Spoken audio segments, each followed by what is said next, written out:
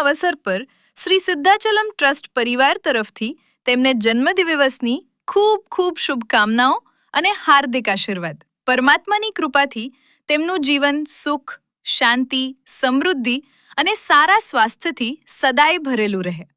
તેજસ, તમને જન્મદિવસની ખૂબ ખૂબ શુભકામનાઓ. જો આ વિડીયો તમને પસંદ આવ્યો હોય તો જરૂરથી લાઈક કરો, શેર કરો અને તમારા પરિવારજનો તથા મિત્રો સુધી પહોંચાડો.